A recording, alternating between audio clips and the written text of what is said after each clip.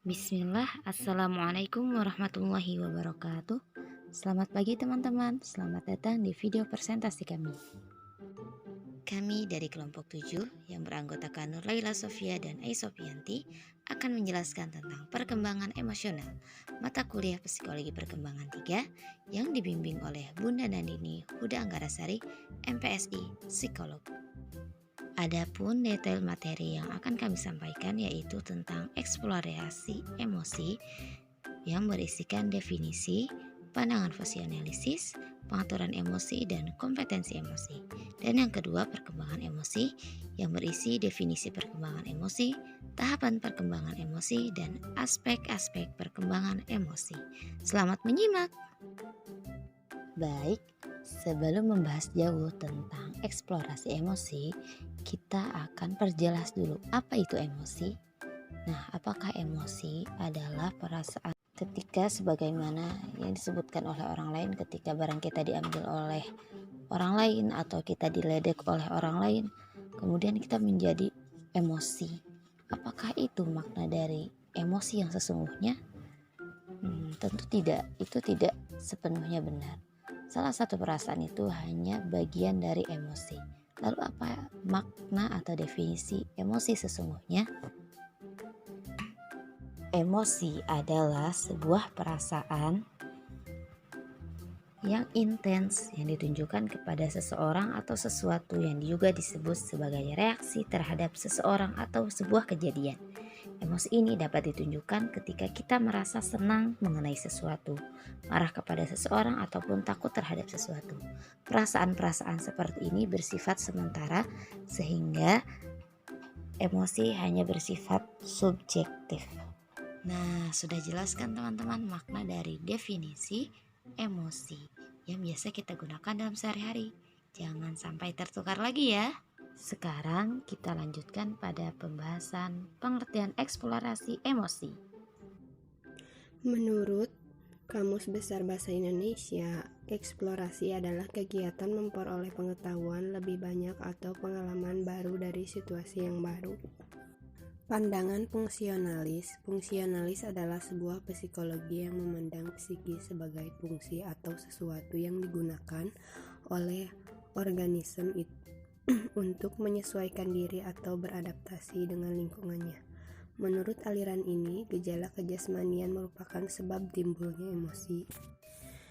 Pengaturan emosi. Pengaturan emosi atau yang dikenal juga sebagai regulasi emosi merupakan kemampuan yang dimiliki seseorang untuk mengenal, menilai, mengatasi, mengelola, dan mengungkapkan emosi dengan cara yang tepat dalam rangka menjaga keseimbangan emosional. Semakin baik seorang mengendalikan emosinya, maka semakin baik pula ia menghadapi berbagai tekanan dalam hidupnya. Tujuan dari pengaturan emosi ini dapat disesuaikan dengan keadaan seseorang dengan cara menaikkan atau menurunkan emosi positif atau emosi negatif. Contohnya, seseorang dapat sengaja membuat dirinya marah agar dapat menakuti orang lain dalam rangka membela diri. Kompetensi emosi. Menurut Kamus Besar Bahasa Indonesia, kompetensi adalah kemampuan menguasai atau kekuasaan untuk menentukan atau menentukan sesuatu. Daniel Goleman dalam bukunya Emotional Intelligence memberikan pengertian kecerdasan emosi sebagai berikut. Kecerdasan emosional adalah kemampuan yang mendorong seseorang untuk bertindak sesuatu ketika menghadapi frustasi, perasaan yang meluap, pengkhianatan, janji yang tidak dipenuhi, dan hal-hal yang lain yang serupa dengan. Berikut cara meningkatkan kompetensi emosional menurut Peter Salovey dari Departemen Psikologi Universitas Yale, Amerika. Melalui 1. Berusaha menyadari diri, pemahaman diri ketika menghadapi situasi tertentu. Siapa aku, di mana aku, apa peranku, bagaimana keadaanku saat ini. Yang kedua, mengelola emosi secara benar. Yang ketiga, memotivasi diri dengan cita-cita atau tujuan yang jelas. Yang keempat, berlatih memahami orang lain. Yang kelima, berusaha selalu menjaga hubungan baik dengan orang lain. Nah, sekarang kita akan memasuki bagian yang kedua, yaitu perkembangan emosi. Apa itu perkembangan emosi? Nah, perkembangan emosi adalah salah satu masa tumbuh kembang anak dalam berinteraksi dengan orang lain dan mengendalikan emosinya sendiri. Dalam perkembangan ini, anak akan belajar menjalin hubungan dengan teman dan lingkungannya. Lalu pertanyaannya, kenapa sih kita harus mempelajari atau mengetahui tentang perkembangan emosi ini? Ada yang tahu teman-teman?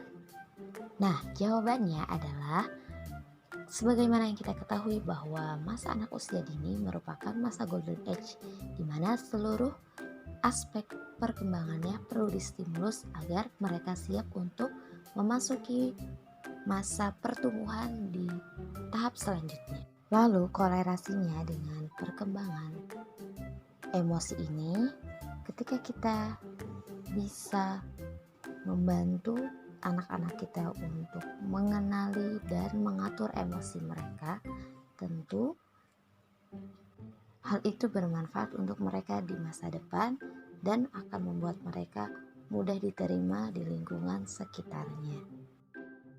Baik, kita memasuki pada tahap perkembangan emosi anak. Ya, pada usia 1 sampai kurang dari 3 tahun, usia 1 tahun emosi anak akan belum stabil. Yang kedua, anak dapat menyebut namanya sendiri.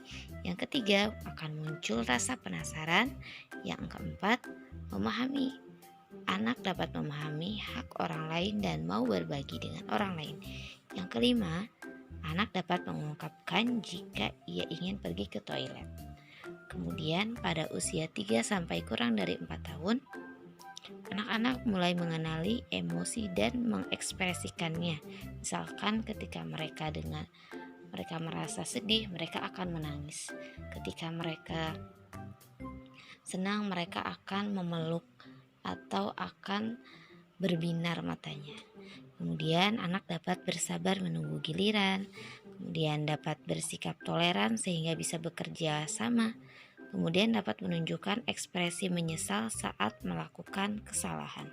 Lalu pada usia 4 sampai kurang dari 5 tahun, biasanya anak-anak mulai bisa bersikap mandiri dalam memilih kegiatan. Kemudian anak dapat menolong orang lain dan berbagi. Dan anak-anak mulai bisa bersikap percaya diri. Selain itu, anak-anak dapat mulai mematuhi aturan yang berlaku dan dapat mengendalikan emosinya. Kemudian pada usia 5 sampai kurang dari 6 tahun, biasanya anak-anak dapat mengekspresikan emosinya sesuai keadaan. Ketika mereka harusnya marah, mereka pun marah sesuai dengan ekspresi yang seharusnya disampaikan. Kemudian menghargai keunggulan orang lain, mengenal tata krama masyarakat setempat, dan bersikap kooperatif dengan teman-temannya. Dan akhirnya kita memasuki bagian yang terakhir, yaitu aspek pola perkembangan emosi. Yang pertama yaitu ada rasa takut. Nah, rasa takut ini yaitu perasaan yang khas pada anak, di mana penyebabnya biasanya rasa takut pada bayi biasanya adalah suara yang terlalu keras, binatang menyeramkan, kamar yang gelap, tempat yang tinggi, dan kesendirian. Kemudian yang kedua, rasa malu, yaitu ketakutan yang ditandai oleh penarikan diri dari hubungan dengan orang lain yang tidak dikenal. Nah, rasa malu ini baru akan dimiliki oleh bayi yang usianya di atas 6 bulan karena pada usia tersebut bayi biasanya sudah mengenal orang yang sudah dikenali. Kemudian ada rasa khawatir, yaitu hayalan, ketakutan atau gelisah tanpa alasan. Perasaan ini timbul karena membayangkan situasi berbahaya yang mungkin akan meningkat. Biasanya kekhawatiran ini terjadi pada anak di atas usia 3 tahun. Kemudian yang keempat yaitu ada rasa cemas, yaitu keadaan mental yang tidak nyaman yang ditandai dengan kekhawatiran, ketidaknyamanan, dan prasangka yang tidak baik. Kemudian yang kelima ada rasa marah. Nah, rasa marah ini yaitu sikap penolakan yang kuat terhadap apa yang tidak ia sukai. Dalam pandangan anak, ekspresi kemarahan merupakan jalan yang paling cepat untuk menarik perhatian orang lain.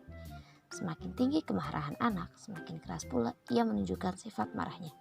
Mulai dari diam, berkata keras, bergerak verbal, hingga tindakan-tindakan anarkis lainnya. Kemudian rasa cemburu, yaitu perasaan ketika anak merasa kehilangan kasih sayang. Anak yang sedang cemburu merasa dirinya tidak tentram dan hubungannya dengan orang yang dicintainya. Perilaku cemburu ini menunjukkan bahwa anak-anak berusaha membenarkan atau membuktikan bahwa diri mereka tidak mempunyai saingan. Kemudian yang ketujuh ada rasa sedih, yaitu suatu kesengsaraan emosional yang disebabkan oleh hilangnya sesuatu yang dicintai. Nah, reaksi anak ketika duka cita atau sedih ini adalah menangis atau situasi tertekan seperti sukar tidur, hilangnya selera makan, hilangnya nikmat terhadap hal-hal yang ada di depannya, dan sebagainya. Kemudian yang kedelapan, ada rasa ingin tahu. Nah, anak-anak menaruh minat terhadap segala sesuatu yang di lingkungan mereka, termasuk kepada diri mereka sendiri. Rasa ingin tahu ini biasanya diekspresikan dengan membuka mulut, menengadahkan kepala, dan mengerutkan dahi. Kemudian yang terakhir yaitu rasa senang. Nah, rasa senang ini merupakan emosi keriangan atau rasa bahagia. Di kalangan bayi, emosi kegembiraan ini atau senang ini berasal dari fisik yang sehat, situasi yang ganjil, permainan yang mengasyikkan, dan sebagainya. Reaksi yang diekspresikan anak ketika senang dan gembira adalah tersenyum, tertawa, mengoceh, merangkak, berdiri, berjalan, dan berlari, dan lain sebagainya. Baik, sebelum presentasinya kami akhiri, kami memiliki sebuah foto yang menampilkan seorang anak di antara reruntuhan bangunan di Palestina.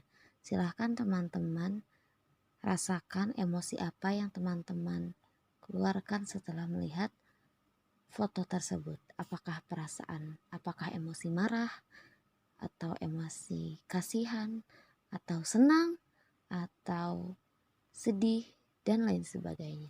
Mengapa hal itu perlu kita identifikasi? Karena sebelum kita mengajari anak untuk mengenal emosinya sendiri, utamakan kita bisa mengenal emosi kita terlebih dahulu, sehingga kita dapat menyampaikan informasi yang tepat kepada anak-anak. Baik, demikian presentasi yang dapat kami sampaikan. Terima kasih telah menyimak. Kami memohon maaf jika terdapat kesalahan dan kekurangan dalam penyampaiannya. Dan wassalamualaikum warahmatullahi wabarakatuh.